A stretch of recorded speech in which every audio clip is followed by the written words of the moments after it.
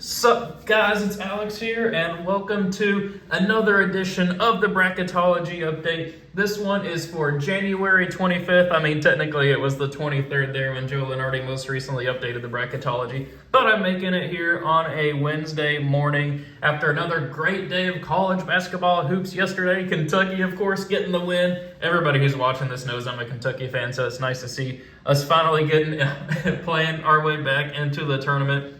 We had some crazy results yesterday. We had Iowa State. If you want to say upset, I mean, I don't know. Iowa State's really good. They beat number 5 Kansas State yesterday in a really good game. North Carolina got a huge road win over Syracuse, and then there were a couple other results over the weekend, I guess, since the last time I made a video. We had number 1 Houston fall at home to Temple. Not a good loss there. And we also had number 2, Kansas, that's what it was. Kansas also lost, I think, Monday night to Baylor. Kansas is now on a 3-game losing streak.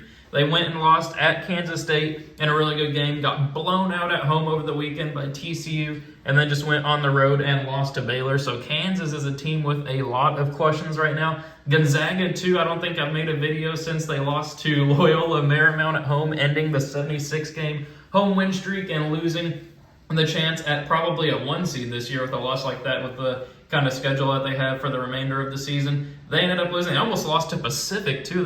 It was a tie game at halftime, and they only ended up winning by 9 points. Really, there's just not a team this year that is head and shoulders above the rest. Like, usually there's like 2 or 3 teams, maybe even just one, that is clearly better than the rest of the field. But this year, it's anybody's guess. I mean, I think the top 2 teams right now are probably Purdue and Alabama, which are evidenced by them being top 2 in the AP poll right now. But things can change in an instant. Purdue has had a couple of losses this year that are kind of not questionable. They're good losses. Purdue hasn't lost anybody. That's a bad loss. It's kind of the same thing with Alabama there. But, I mean, both teams are playing in tough conferences. It'll be very interesting to see what happens here in the coming weeks. But anyway, looking at the bracket watch here, top overall seed is Purdue, as I mentioned. Number 1 team in the nation right now. Player of the year favorite in Zach Edey right there. First team out is Oklahoma with the Eastern Washington legend Tanner Groves transfer over there. And then the last team in is Penn State. Taking a look here at the bubble, last 4 byes are Boise State, Maryland, Pittsburgh, and Ohio State, which Ohio State lost last night. Cannot remember off the top of my head who it was to, but I know that they ended up losing by, I think, like 10, something like that. Last 4 in I think Maryland ended up losing 2. They almost beat Purdue, but Purdue ended up winning by 3. Last 4 in are Arizona State, Northwestern. I think it was Northwestern who Ohio State lost to, though I could be completely wrong on that. My boys, Kentucky, and then Penn State. First 4 out are Oklahoma, Oklahoma State, West Virginia, and USC. A lot of Big 12 teams right there on that cut line. Then the next 4 out are Nevada, Utah State, Florida, and Wake Forest starting to play their way back in. Their football program has gotten a lot better over the past couple of years. Let's see if their basketball program can keep the pace. Then taking a look here at the bracket, planning on going to the Louisville Regional this year. Last time it was held in Louisville, we got that crazy Purdue and Tennessee game and also the crazy Purdue-Virginia game. Looks like we're going to have Purdue coming back if they can make it out of their initial pod, which, they probably should, but Arkansas is right there. We'll see what happens with my predictions, but Arkansas, as you can see, is down 2-8. They're just not healthy right now, and also, their players just aren't stepping up for the people who are out. They're out of the top 25, I believe, right now. They're either number 25 or out of the top 25. They've had a falling from grace. They were up to a number 3 seed at some point, but now, as you see, down to an 8. We have Duke up to a 5, Michigan State up to a 6, Pittsburgh down to an 11, NC State down to a 7, Missouri down to a 10, and then Kansas State up to the 2 line. But I think, and Joe Lunardi's update for Friday, he's probably going to have them replaced with Iowa State. He mentioned that on Twitter. Then over there in the Midwest Regional, we have Iowa down to an 8, New Mexico up to a 9, UConn down to a 5. They got a win, I think, on Monday, and now they play Xavier tonight in a huge game to get back on track. They had lost 6 of 7 before that win on Monday. Then we have Kentucky and Penn State, both new to the field here in the play-in game. Ohio State up to an 11, Illinois down to a 7, Boise State up to a 10, and then Arizona up to a 2 after having a huge win against UCLA. That was pretty much a battle for the 2 line there, maybe even a spot on the 1 line. But then taking a look here at the West Regional, North Carolina up to an 8, Creighton down to a 9, Indiana now up to a 5. They're starting to right the ship after falling down to a projected 8 seed at one point. TCU up to a 4 line there. They are turning on the Jets recently. They're getting some quality wins, some big wins, building out that resume. Miami down to a 6 after losing a close one at Duke over the weekend. Maryland down to an 11. Iowa State down to a 3, though they'll probably be up to the 2 line on Friday's update. And then San Diego State up to a 7. Then over there in the East Regional, it says Tennessee is down to a 1. That just seems weird. I feel like that should be an up arrow there. Wisconsin down or up to a 9. Then we have Auburn up to a 6. Arizona State down to an 11. Princeton down to a 14. Providence down to a 7. Memphis down or up to a 10. And then Kansas falling from the 2 line there. So I feel like that should be an up arrow for Tennessee and a down arrow for Kansas, but oh well. So now, every time I do a bracketology, if you're new and this is the first bracketology video, which if it is, welcome, and you're watching at this point 5 minutes in, you know what? We're gonna go ahead and start doing those food items again. Like, just at this point in the video, who knows who's watching at this point compared to who just skips to the end to see what happens in my predictions. I want to see who's a true viewer of this channel, helping that average watch time, and we'll come up with those food items. So if you're watching at this point in the video, comment pepperoni pizza down below so that way I know you're a true viewer and watching through the entire video to see my predictions. Always interesting to see what happens with that and how many people actually stay through and watch the whole thing. But anyway, going back into the predictions here. At first, we'll start in the top left regional. Purdue is obviously going to beat the winner of St. Francis and Morgan State. Arkansas, I think, can beat Florida Atlantic there. We're going to go with Duke over Kent State and then Xavier over Marshall. Then we're going to go with Michigan State here over Pittsburgh along with Gonzaga over Eastern Washington. NC State over Missouri, and then Kansas State over Samford. So, as you see, no first-round upsets over there. That is highly unlikely to happen in the actual NCAA tournament, but that's just how I see this first round playing out.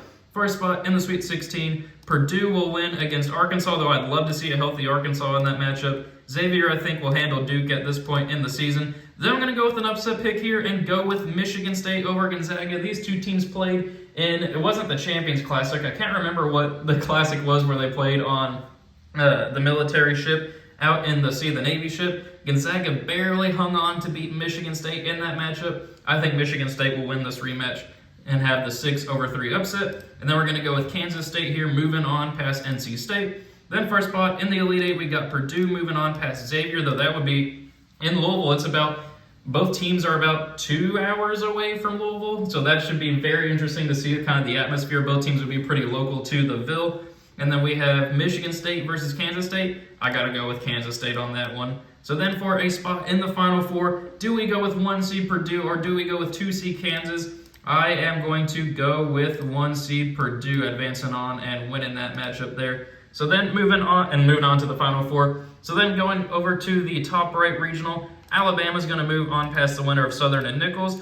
I think New Mexico's going to pull off the slight 9-8 upset over Iowa. Then I'm going to go with an upset pick here and go with my Kentucky Wildcats. They have made a tweak moving Case and Wallace to the point guard. And at one point, I don't know if it's still true, the tweak that they made with the 5-man lineup there was the most efficient in the nation. This was like a couple of games ago, so I don't know the efficiencies now, but something has changed with this program ever since the loss to South Carolina. But I think with the run they're on, with the losses that UConn suffered, I got the 12-5 happening there and got a good upset with that, 12-5.